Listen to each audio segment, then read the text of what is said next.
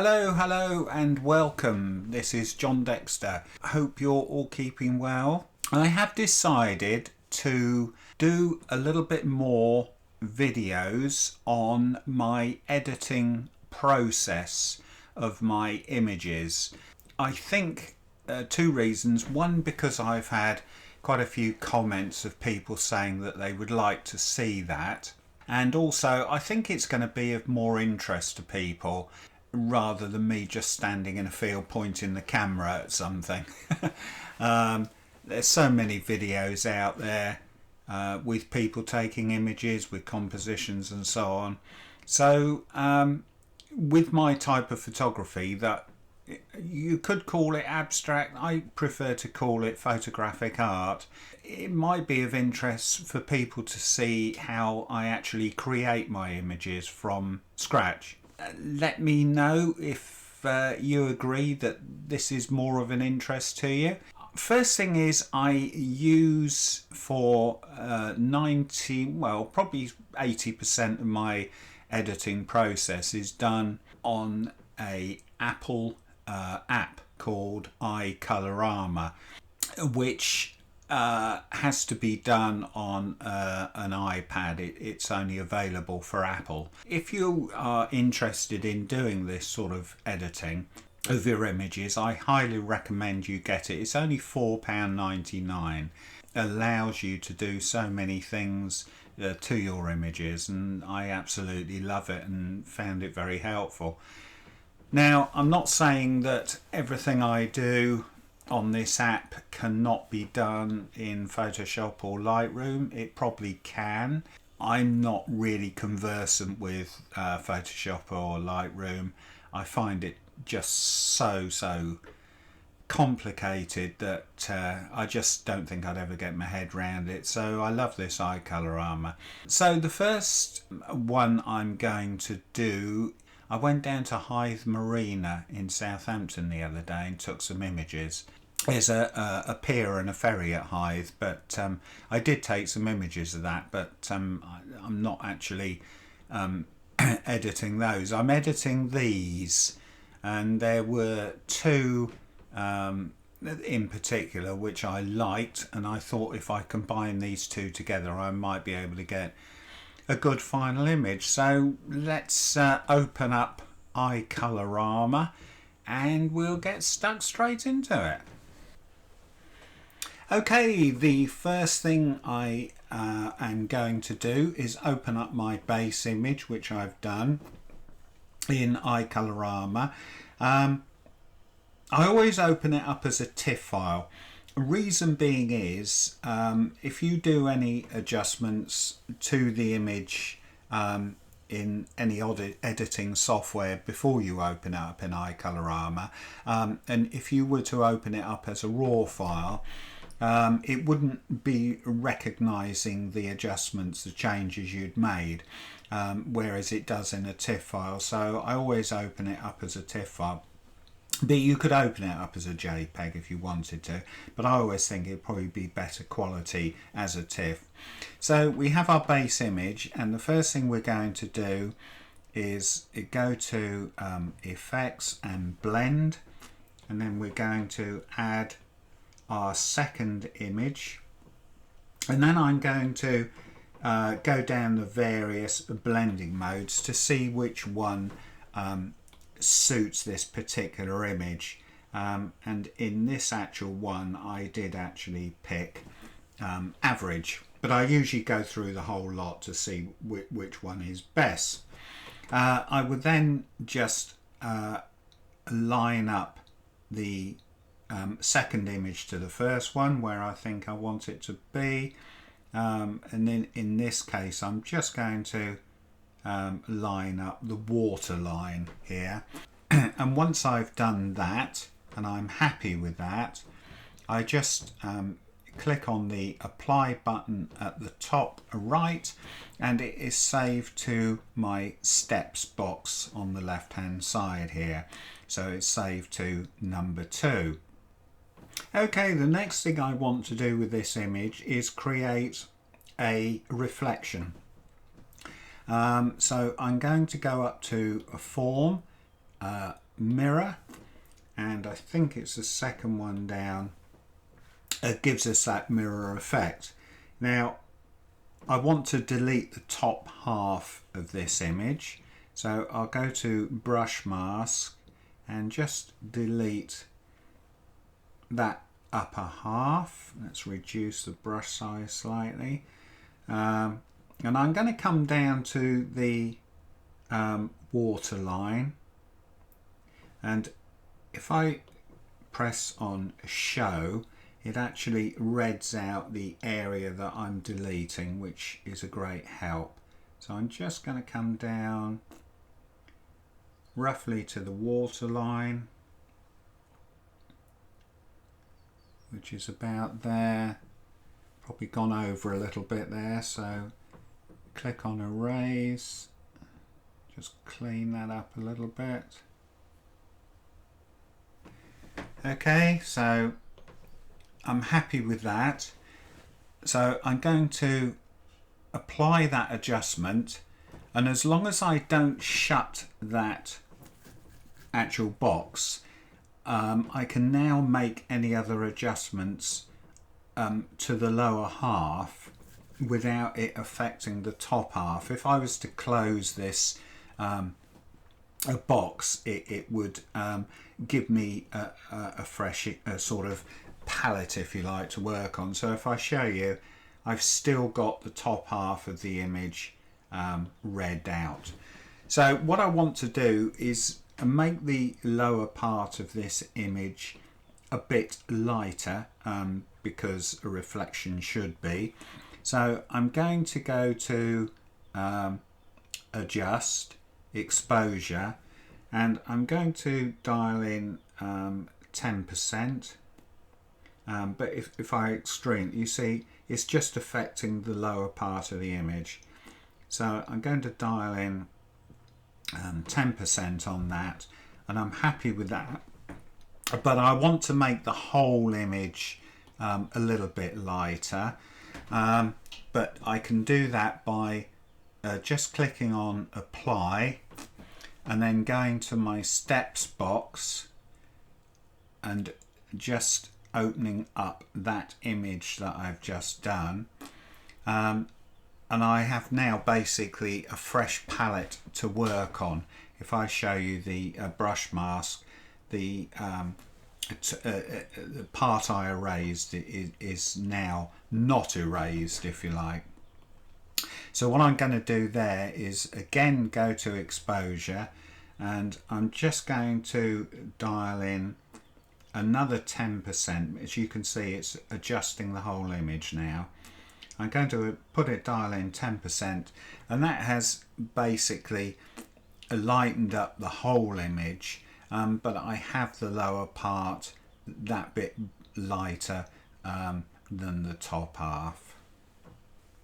Okay, the next thing we're going to do to this image, in iColorama you have a lot of special effects that you can apply. Now a lot of people say, you know, it's cheating. If that's not your thing, then that's absolutely fine, but you know, as I said before, I like to call this photographic art, so you know, I'm perfectly happy with it. And I actually a chap called Chris Friel, who is a great inspiration to me. I mentioned it to him once about do you not get people criticising, because he uses this iColorama a lot to manipulate his images, and do people not criticise you for that? And his answer was, who cares? Which I thought was a great answer. But anyway, so we're going to go to form, and we're going to press on a little icon here which says sort, and it gives you this effect, and there are 4 boxes, that one, and then horizontal ones. We're going to go on number 1, and I actually want to delete this top part of the image because I don't really want this effect up there. So we're just going to get rid of that like that, and I'm actually going to press on this limits button, which will limit the amount of image which is affected by the delete button. Okay, and I'm also going to delete the what I'm going to do, I'm going to turn the opacity down a bit so I can see the image more clearly, and I'm actually going to delete the bottom part of the image as well. Let's just show where I'm at, and I'll explain why in a minute. And I'm going to take that up to the waterline basically.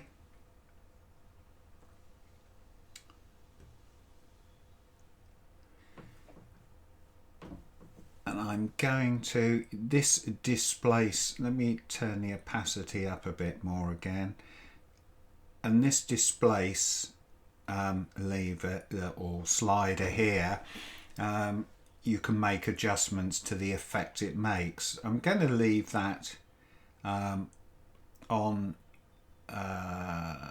0, and I'm going to turn the opacity down to 40%, and I'm happy if I show you the bits that aren't affected.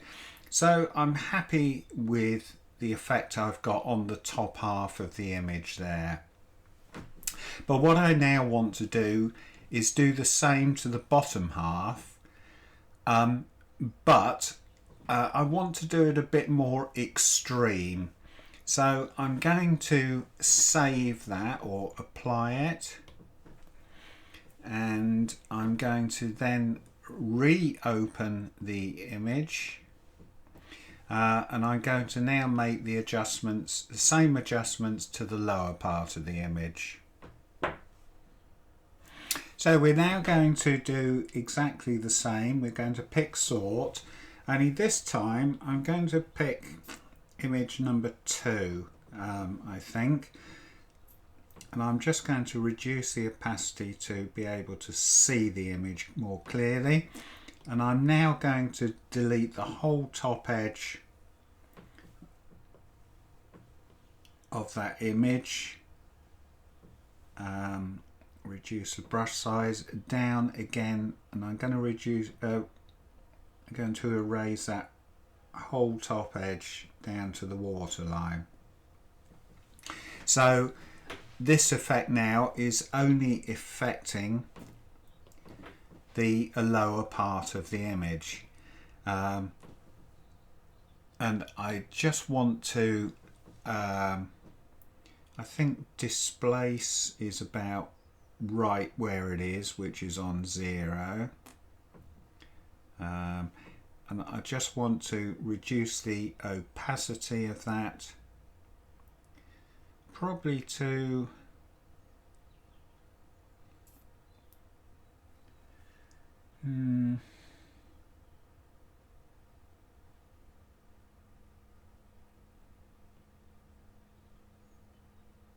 I'm going to keep that at about 50%, I think. So I'm happy with that. So I'm going to apply and then go back into steps. So what we're going to do, we're going to try and have a look at what sort of colour palettes we can get. So we're going to go to tone and enhance, and there's a lot here. We've got enhance, we got pastel, we got cyan, we got tint, low-mo, duotone, sepia, black and white, and very often I will go through every single one of them to see what suits the image, but I always start off with enhance. And I'm going to run down these particular palettes to see what I think suits the image. And I know in this actual particular one I picked number 27, if I can find it. 5, 6, 7, which is the final one, and that is the actual palette that I chose. You can adjust the contrast, or you can adjust the gamma on this, and I'm going to reduce the gamma a little bit to about,